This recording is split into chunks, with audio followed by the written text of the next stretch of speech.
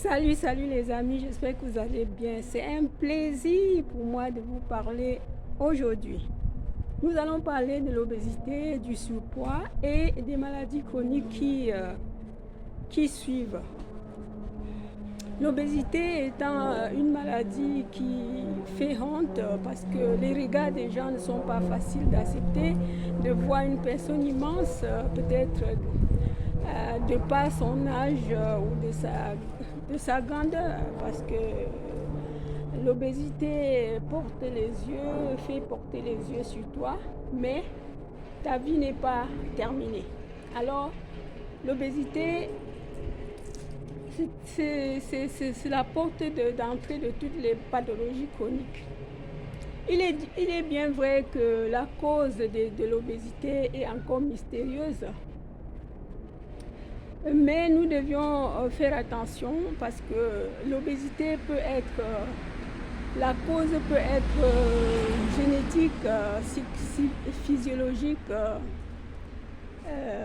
morphologie et même nutrition, et de la nutrition. Vous savez, des fois, les gens ont les problèmes de l'obésité parce que ils ont déjà un trouble d'alimentation, ils mangent sans même avoir faim, donc ça devient psychologique.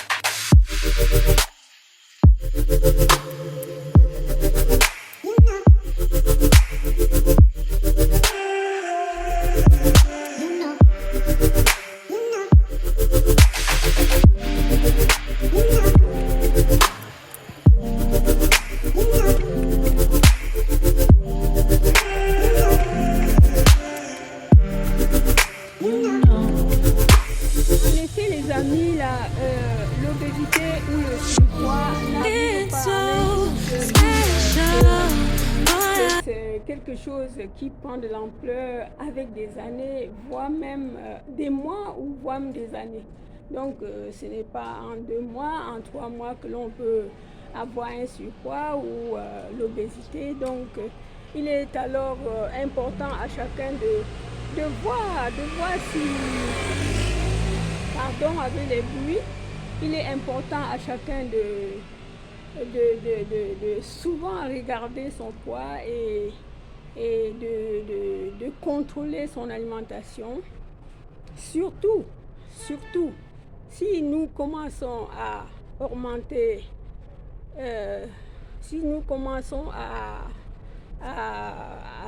entrer dans un surpoids, il est fort probable que demain nous soyons obèses si nous laissons sans rien faire. Mais nous devions donc, à partir du surpoids, commencer à combattre. Et si l'on veut combattre, il y a vraiment plusieurs démarches qui s'ouvrent devant nous, plusieurs démarches thérapeutiques et même préventives porteurs d'espoir. Donc, si on est obèse, la vie n'est pas terminée. On ne doit pas se laisser faire parce qu'on est obèse. On doit chercher au moins à ne pas avoir un frein, de vivre, d'aller où on veut, de faire ce qu'on veut parce qu'on est obèse. Donc il faut combattre, il faut prendre le temps de savoir ce qu'il faut faire. Il faut donc se prendre en main pour pouvoir régulariser son poids, pour pouvoir sortir de l'obésité.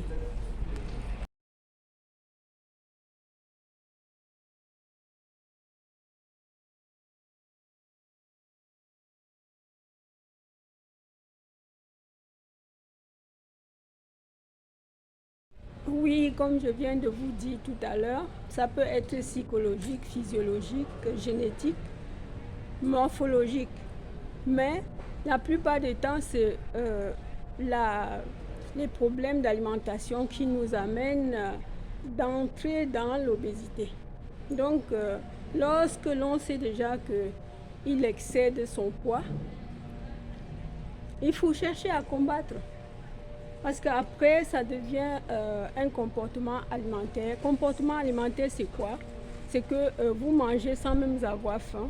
Vous mangez à tout temps. Donc, vous êtes dépendant de la nourriture. Donc, il est vrai que, en tout état de cause, lorsqu'on sait déjà qu'on a le surpoids, on commence à combattre pour ne pas entrer dans l'obésité. Et ensuite, pour ne pas avoir des maladies cardiovasculaires, le diabète et encore plus d'autres maladies, parce que c'est évident que l'on attrape plusieurs maladies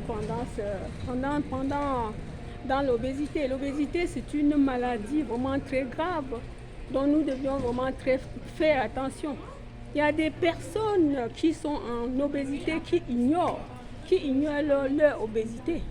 Alors il ne faut pas ignorer son obésité, il faut prendre ça en main, en charge et très rapidement pour pouvoir s'en sortir. Oui, il y a des personnes qui sont en obésité et tous les jours ils disent que ça va aller. Ça ne peut pas aller toute seule. Soit le médecin m'a dit que si je ne mange pas, je vais mourir. Soit le médecin m'a déjà donné des médicaments, des pilules magiques. Soit le médecin, non, ça va aller. Alors quand on leur dit, arrêtez de manger, reposez votre estomac, arrêtez de manger à tout moment, faites un cul de jeûne, ils vont te dire non, le médecin a dit ceci, ma tante a dit ceci. Alors c'est toi qui as vraiment la décision pour ta vie, pour ce que tu veux être.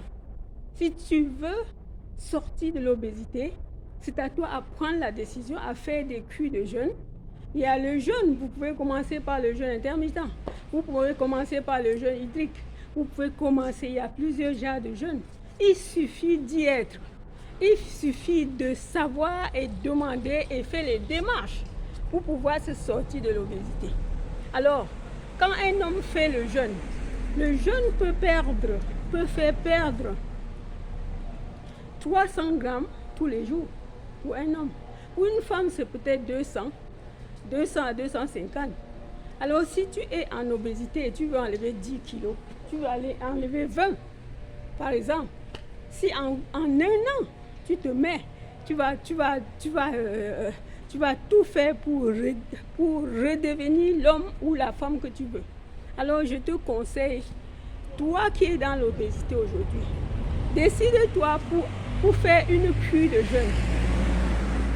Ne dis plus que ça va aller. Ça ne peut pas aller tout seul. Il suffit que toi-même tu entres dans l'action. Tu connais tout. Tu connais ce qu'il faut faire, mais tu n'es pas en action. C'est quand on est en action qu'on sait si ça va ou pas. On ne se fie pas de ce que le médecin a dit, de ce que la famille a dit, quand on a son corps à soi. Alors les amis, je vais vous conseiller juste que quand on est en train d'aller dans l'obésité, il faut combattre afin de ne pas entrer, afin de ne pas avoir les comportements alimentaires, afin de ne pas attraper une maladie cardiovasculaire, afin de ne pas aller dans le diabète, afin de ne pas aller dans des douleurs musculaires, parce que l'obésité, c'est un facteur qui expose notre être à toute pathologie chronique. Oui, il y a les gens qui vont me demander comment on peut faire pour perdre vraiment le poids rapidement. Oui, on peut perdre le poids rapidement sans se forcer, mais avoir une volonté. Avoir une volonté. Je disais tantôt que pendant le jeûne, les hommes perdent 300 grammes. Non, c'est 500. C'est les femmes qui perdent de 3 à 500, de 250 à 300 par jour.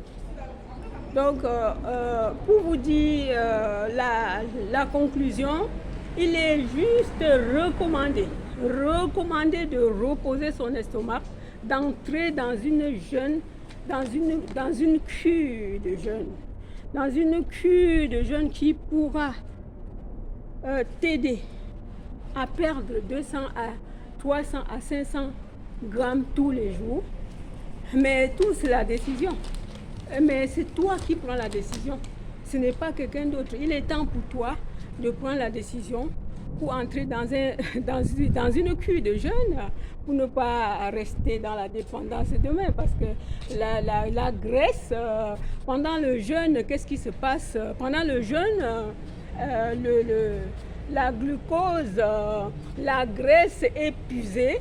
Et c'est comme ça que toutes les graisses du ventre, des coins cachés sont puisés par le corps. Et c'est comme ça que tu diminues le poids d'un coup à l'autre. Et c'est comme ça que tu baisses de poids qui sera vraiment irrécupérable, hein, parce que quand tu as baissé le poids par le jeûne et que tu retiens tu fais une rééquilibrage alimentaire, je vous assure que tu ne vas pas reprendre. Lorsque tu as déjà perdu le poids, tu suis les recommandations, tu suis ce que tu as fait pour perdre le poids et tu continues à le perdre jusqu'à ce que tu sens que non, c'est bon maintenant pour moi et tu t'arrêtes. Voilà, donc je vais conseiller mes amis et vous dire que pendant le jeûne, le corps même puise tous les déchets de notre corps, les graisses, les glucoses, les excès de déchets qui se posent partout dans notre corps. Il puise tout et il s'en va se nourrir. Et c'est comme ça que pendant que nous ne mangeons pas, le corps est nourri.